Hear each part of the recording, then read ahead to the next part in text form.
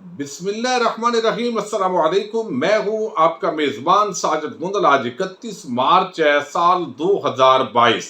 وزیر اعظم عمران خان نے آج قوم سے تاریخی خطاب کیا ہے۔ تحریک عدم اعتماد پر اخلاقی اعتبار سے ایک بڑا خودکش حملہ کر دیا ہے۔ غداروں کو، میر جعفروں اور صادقوں کو دو ٹوک انداز کے اندر متنبع کر دیا ہے۔ اس خطاب کے عام نکات اس ویڈیو میں آپ کے سامنے رکھوں گا۔ نیشنل سیکیورٹی کونسل کا آج بڑا عام اجلاس ہوا ہے۔ اس کے اعلامیے نے پاکستان کی سیاست میں ایک مرتبہ ہلچل مچائی ہے۔ اسی خبر سے ہم آج کی ویڈیو کا آغاز کرنے جا رہے ہیں۔ صحافیوں کا طبقہ ملامتیہ جس نے وزیر اعظم کی پہلے دن سے جب تقریر کے اندر انہوں نے غیر ملکی سازش کا ذکر کیا تو اس کے اندر شکوک و شبہات پیدا کرنے کی کوشش کی، چونکہ ان کے حساب سے جو منصوبہ ترتیب دیا گیا تھا اگر وہ خراب ہوتا تو زرداری اور شریف مافیا کے راستے کے اندر رکاوٹ پیدا ہو سکتی تھی۔ ان کے سرکاری حج چلے جاتے، ان کو پیمرا کا کسی کو چیئرمین بنانا یا پی سی بی کا چیئرمین بنانا، کوئی عہدے دینا، لفافے دینا، وہ سارا جو کام ہے وہ متاثر ہوتا، ہوائی جہازوں کے اندر ان کے سفر متاثر ہوتے۔ اس لیے انہوں نے کہا کہ کوئی سازش نہیں ہے، یہ سب جعل سازی ہو رہی ہے۔ وزیر اعظم تحریک عدم اعتماد سے بچنے کے لیے اب ان کے پاس سپورٹس مین شپ نہیں ہے، لہذا وہ اس طرح کے حوصلے کا مظاہرہ نہیں کر رہے۔ آج بھی ایک خاتون صحافی ہے، اینکر ہے بیسیکلی، تو وہ شہباز شریف کے ساتھ اس کا بڑا ایک صحافتی اعتبار سے تعلق ہے۔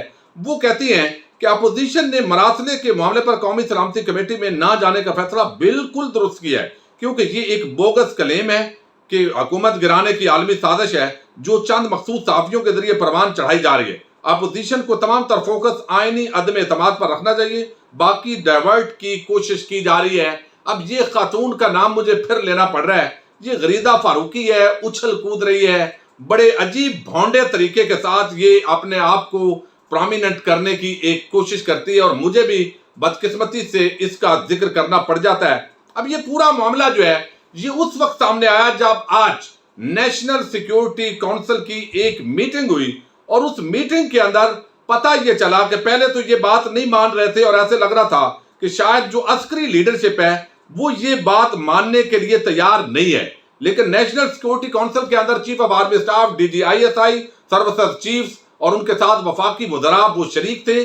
وزیر اعظم نے یہ خط کا متن ان کے ساتھ شیئر کیا، معید یوسف جو ہے انہوں نے اس کی ڈیٹیل ان کو بتائی، تو اس کے بعد یہ اتفاق ہوا کہ یہ پاکستان کی قومی سلامتی پر ایک بڑا حملہ کرنے کی کوشش کی گئی ہے، یہ پاکستان کے اندرونی معاملات کے اندر مداخلت کرنے کی کوشش کی گئی ہے۔ واقعتاً یہ جس طریقے سے پاکستان کے ایک امبیسڈر کے ساتھ باقاعدہ ایک میٹنگ کسی غیر ملکی شخصیات نے کر کے اس کے منٹس لیے گئے ہیں، اور کہا گیا ہے کہ پاکستان کے اندر اس وقت عمران خان کی حکومت کا تختہ الٹنا یہ انتہائی ضروری ہے۔ اگر پاکستان ایسا کام نہیں کرے گا تو اس کا مطلب ہے کہ پھر پاکستان کو سنگین نتائج بھگتنے پڑیں گے۔ پھر یہ بھی اس کے اندر تاثر دینے کی کوشش کی گئی کہ وزیر اعظم جس طریقے سے رشیا کا انہوں نے دورہ کیا ہے تو یہ وزیر اعظم کا انفرادی فیصلہ ہے، جبکہ یہ بتایا گیا کہ یہ انفرادی فیصلہ بالکل نہیں ہے، یہ ایک کسی نے ڈبل گیم کرنے کی شاید کوشش کی ہے اس پورے معاملے کے اندر، یا غلط بیانی کرنے کی کوشش کی ہے۔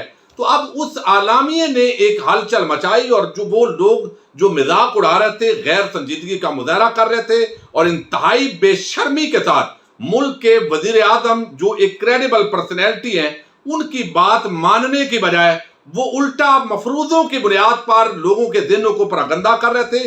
جیو ٹی وی 24 چینل، اس کے ساتھ دنیا نیوز اور مختلف ٹی وی چینل اس کے اندر پیش تھے، اور خاص طور پر جیو نیوز کے اندر حامد میر، جس کو حال ہی کے اندر اسپیشل اسی کام کے لیے آزاد کروایا گیا ہے، اور خاص ایجنڈے کے دن، خاص دنوں کے اندر اس کی آزادی ہوئی ہے کہ آپ بھی آ جاؤ ٹیلی ویژن چینل پر اور عمران خان کو شروع ہو جاؤ۔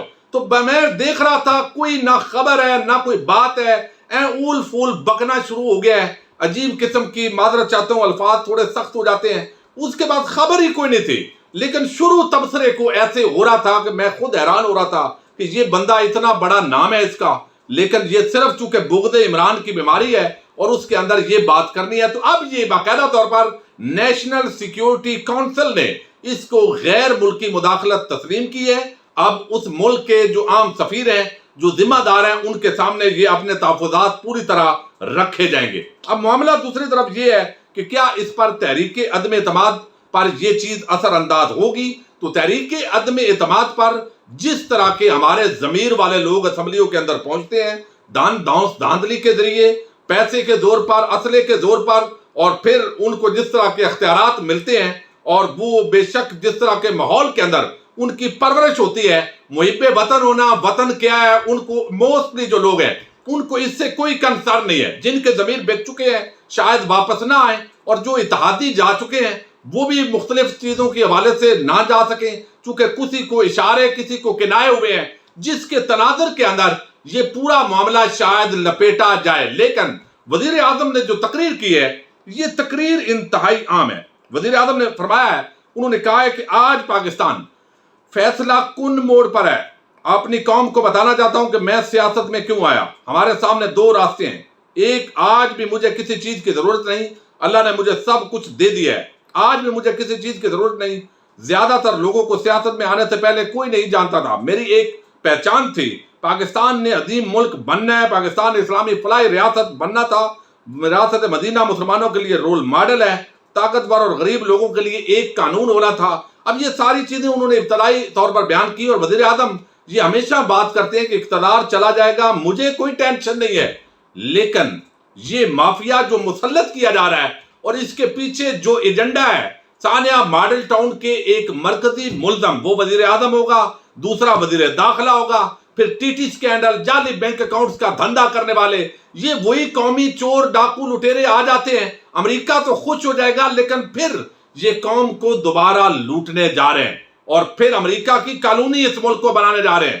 جنہوں نے پہلے اپوزیشن کی مدد کی ہے تو کیا انہوں نے اپنے یہاں پر ایجنڈے کو تکمیل نہیں کرنی؟ یہ بڑے عام سوالات ہیں۔ تو پرائم منسٹر نے بتایا ہے کہ میرے پاس راستہ ہے، مجھے کوئی مسئلہ نہیں ہے، اب یہ ضمیر کا جو فیصلہ ہے وہ لوگوں نے کرنا ہے۔ میر جعفر ہیں، میر صادق ہیں، غدار ہیں، میں ان لوگوں کو بتانا چاہتا ہوں جو اس کے خلاف ووٹ دے رہے ہیں، میری ذات کا مسئلہ نہیں ہے، لیکن ملک کے خلاف اس سازش کے اندر وہ شریک ہوں گے، عوام ان سے آئین اور قانون کے مطابق انتقام لیں گے، کل کو وہ پچھتائیں گے۔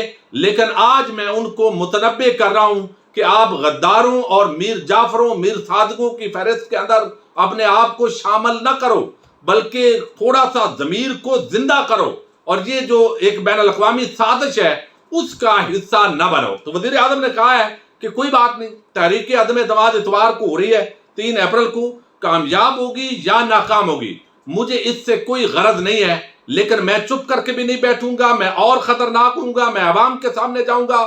میں نے بڑی جنگیں لڑی ہیں اور یہ جنگ بھی میں لڑ کر دکھاؤں گا۔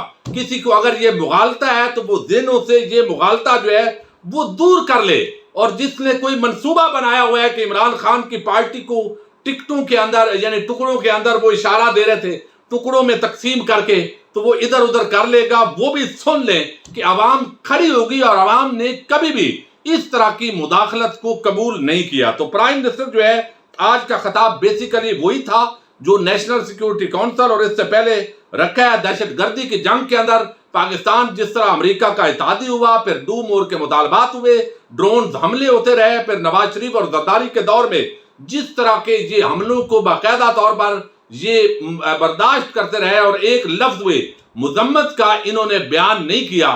اس پورے معاملے پر انہوں نے جو ہے وزیر اعظم نے بتایا کہ قبائلی علاقوں میں کس طرح ڈرون اٹیکس کے اندر بے گناہ شہداء ہوئے ہمارے، اور کس قانون میں یہ لکھا ہوا ہے کہ جس کے لیے جنگ لڑے ہیں وہی آپ پر حملہ کر دے۔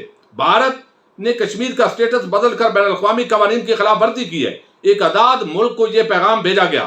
7 مارچ کو ہمیں کس ملک سے ایک پیغام آیا ہے تو یہ پیغام وزیر اعظم کے لیے، لیکن پوری قوم کے خلاف ہے۔ اس پیغام میں عدم اعتماد آنے سے، یعنی یہ پیغام چونکہ 8 مارچ کو جس دن یہ تحریک عدم اعتماد پیش ہوئی ہے، اسی دن وزیر اعظم عمران خان سے ہماری 15-16 جو یوٹیوبر سے ان کی ملاقات بھی ہوئی تھی، اور آپ کو میں نے وہ ویڈیو کے اندر تفصیلات شیئر کی تھی، اور اس سے ایک دن پہلے کا یہ مراسلہ پرائم منسٹر کے پاس آیا، اور اس کے اندر بھی جو ملاقات ہوئی تھی وزیر اعظم نے اس کے اندر تھوڑی سی اشارے کے اندر بات کی تھی کہ شاید یہ لوگ IMF اور کچھ بین الاقوامی جو ادارے ہیں ان سے پاکستان پر پابندیاں لگوانے کی کوشش کریں، پاکستان کو تنگ کریں۔ تو ظاہر ہے یہ چیزیں ساتھ تھی۔ اب اس کے اندر جو ہے یہ آفیشیل سیکرٹ ایکٹ ہے, وزیر اعظم جو ہے وہ نہ چاہتے ہوئے بھی امریکہ کا نام اس کے اندر لے گئے ہیں. یہ ایک آفیشیل دستاویز ہے اور باقاعدہ منٹس لیے گئے ہیں. شہباز شریف کا بتایا ہے کہ اس کو ایبسلیوٹلی ناٹ سے تکلیف ہے. پھر اس کے اربوں کے ٹی ٹی سکینڈل ہے. نواز شریف بغوڑا اشتہاری وہ لندن میں بیٹھا ہوا ہے. فضل الرحمان جو ہے وہ امریکہ کی کس طرح وکی لیکس کے اندر اس کے حوالے سے آیا ہے کہ ہمیں بھی نوکری موقع دیں, تو ہم بھی نوکری کے لیے تیار ہیں. مذہبی وضع قطع تو آپ ویسے دیکھ کر جو ہے وہ پریشان ہو جاتے ہیں. تو وزیر اعظم عمران خان نے بیسیکلی آج جو ہے عوام کے سامنے یہ مقدمہ رکھا ہے. تحریک عدم اعتماد زیادہ چانس یہی ہیں کہ وزیر اعظم کے خلاف کامیاب ہوگی, چونکہ جو عام پبلک کا پرسیپشن ہے, جنہوں نے کچھ سودے بازی کر لی ہوتی ہے, ان کا بدلنا مشکل ہوتا ہے. لیکن عوام یقینی طور پر اس طرح ضرور کھڑی ہوگی جو نظر آ رہا ہے. اور خاص طور پر نیشنل سیکورٹی کونسل کے لیول پر اس کو پاکستان کی تذلیل کے طور پر تسلیم کر لیا جانا, اس کے بعد اب یہ ایک اتھینٹسٹی جو ہے اس کی ہو گئی ہے. اب زرداری, بلاول, شہباز شریف ابھی وقتی طور پر وہ پریس کانفرنس ابھی یہی کہیں گے کہ یہ گھبرا گئے ہیں, پریشان ہیں. یہ اب آپ ایک ایک دانے پر خود لڑیں گے بھی, اور ان کا جو قوم حشر کرے گی آئین اور قانون کے مطابق پرامن طریقے کے ساتھ, وہ انشاءاللہ دنیا دیکھے گی. اب پاکستانی قوم پر یہ ڈیپینڈ کرتا ہے کہ وہ وزیر اعظم کی حمایت میں یہ کتنا کھڑی ہوتی ہے, یا کوئی چور ٹھگ فوری طور پر آتے ہیں, کوئی ایسا ریلیف دے دیتے ہیں اور پیچھے بڑی بڑی طاقتیں بھی ہیں اور اس کے بعد وہ ساری چیزیں بھول جاتے ہیں. بہرحال یہ پاکستان کی اندرونی جو سلامتی ہے اس پر ایک بڑا حملہ کرنے کی کوشش کی گئی ہے. کھلی جارحیت ہے, کھلی مداخلت ہے, خودداری پر حملہ ہے. لیکن دیکھتے ہیں کہ اس کو کس طریقے سے عوام ریئیکٹ کرتے ہیں. اپنے میزبان ساجد گوندل کو نیکسٹ ویڈیو تک کے لیے اجازت دیجیے. اللہ حافظ.